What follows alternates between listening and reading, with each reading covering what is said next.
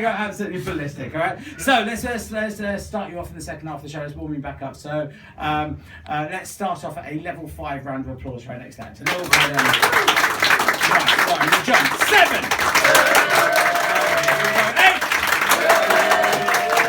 9. Here we go. 10.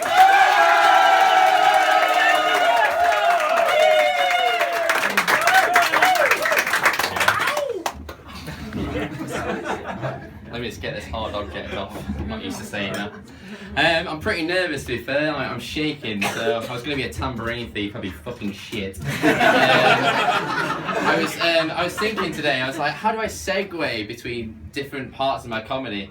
I mean, and that leads really perfect into Viagra, my first joke. I'm only 21, I've already got 2 stories about Viagra, and I feel like it's a bit too early to be talking about these kind of things. The first one was when I was quite young. I thought Viagra was a curry for a long period of time. Naturally, my family thought this was fucking hilarious and milked it for all it was worth, basically. So whenever I used to go to like an Indian takeaway, I would ask for a curry. I'd look at the menu and be like, oh, so where's Viagra in this moment? She's like, I don't know.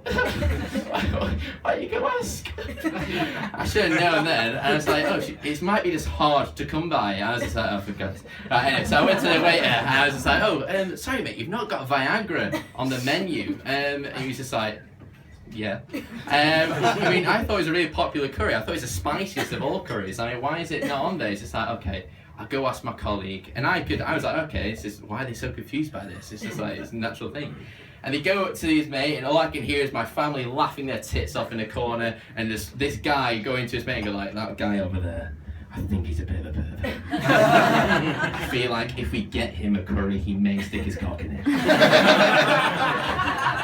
I literally thought this for a long period of time, and I went back to these people, and I think my mum must have had a word with them and said, just say it's the Viagra, he wants the Viagra. Just please keep this joke, we need it in our lives. And that like lasted for a long period of time, and then eventually went to my friends and said, oh, let's go find Viagra. And he's like, you do realise what that is, and I don't really want to do that with you, my friend. We don't want a circle jerk, we're not being that close friends.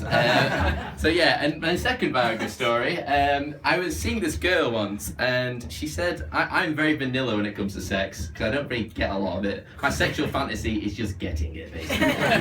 And basically, she came up to me and said, like, oh, the best sex I ever had was when a guy was on Viagra, he just kept going. It's like, okay, this could be an idea, this is a great idea. So I got a free house, I was still living with my parents at the time, so like, right, okay, I get a free house, right.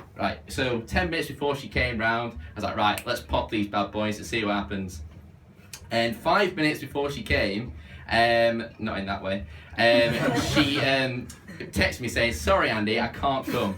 And I was like, oh fuck. Then what do I do now? I was just like, oh, I could just go point at things like a sign. And naturally, things started to happen, like natural things, obviously. My soul just stood to attention. And it makes certain things hard, and all men will probably know this in the mornings when you try and go to the toilet. It's like it's like a generation game. It's like you either have to squat and somehow push down, or like just hump the toilet like this. And it's never a pretty sight for anyone. And actually, I went to the toilet and I came back, and then I started kind of like feeling very fake, because all the blood was in my penis. It's not a big penis, so not a lot of blood, but still fake. And I just sat there in a chair. I was like, is this how I die?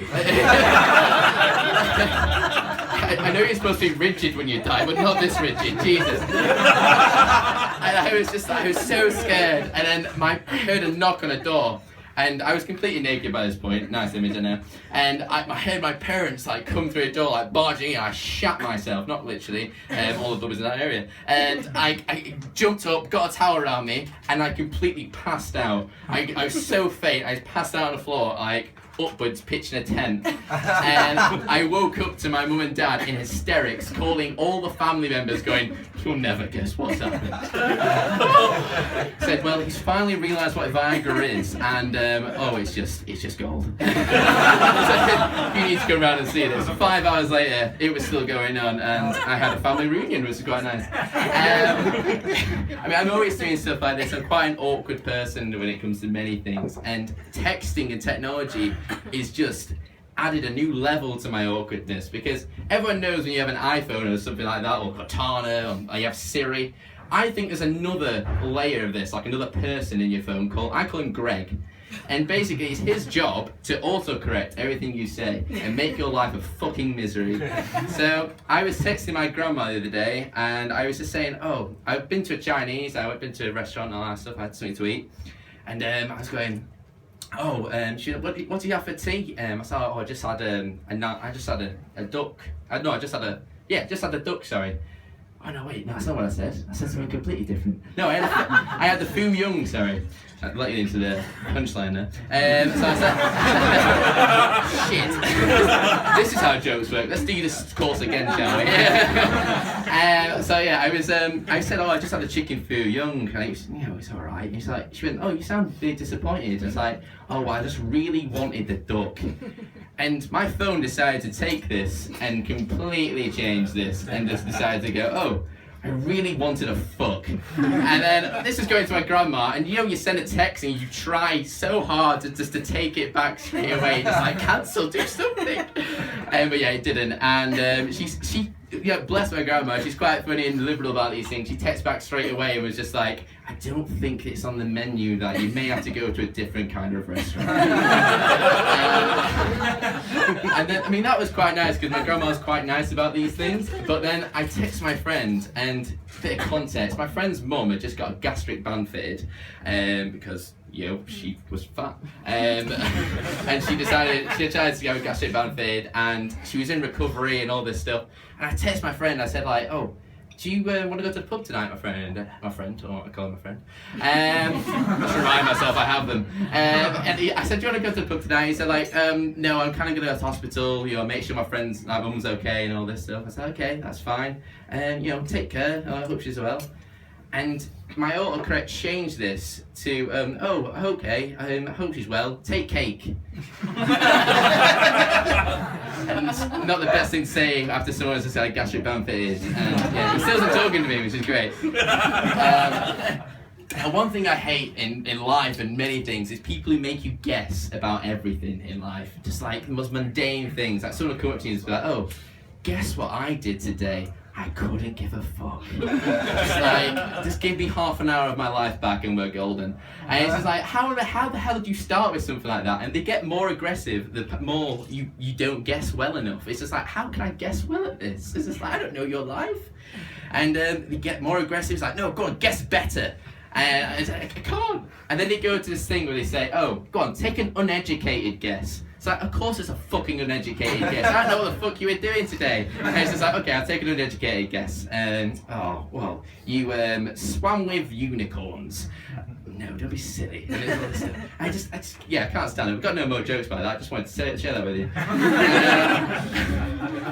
And one of the things that I always think when I go to parties is I'm always hungry when I go to parties. And when I was like 17, you go to house parties with people in college and stuff like that. I always bring a packed lunch because they never had any food or anything like that. I don't know what I looked like a hovel. I don't know what it was. It's like going to a charity auction.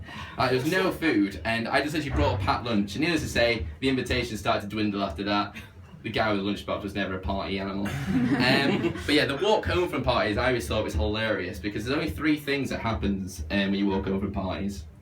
The first is when you walk home, you obviously got your iPod in at this point, listening to Justin Bieber or some shit, and then you're thinking about life. You had a few too many drinks, and this going like, oh, right, what the fuck am I doing? I'm walking home from a party, 3 a.m, listening to Justin Bieber. He used to be shit, but now he's got bangers. And you start thinking about this, and because you've got your iPod in, you hear things, like you hear people go like, it's like, oh shit, and you do this like little jazz move where you go, oh yeah, and it never works. No one's ever there, no matter how quick you turn. And the second stage is when you see someone else walking home, and it's impossible for you to believe that someone else would be out at 4 o'clock in the morning walking home, because you're just like, oh, what the fuck is this freak doing? He must be a murderer or rapist, because they only come out at night. And he's thinking exactly the same about you when you're walking past, and then you make eye contact and stare at each other like this.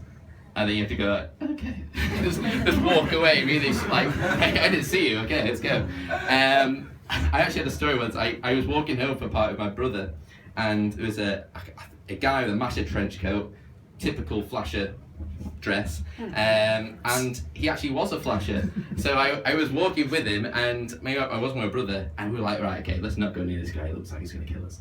Like, anyone could kill me and my brother because we're quite scrawny and not very combatant. And so we were like, right, okay, let's just cross over. So we crossed over, and I started like rambling, like scared, like, okay, let's go.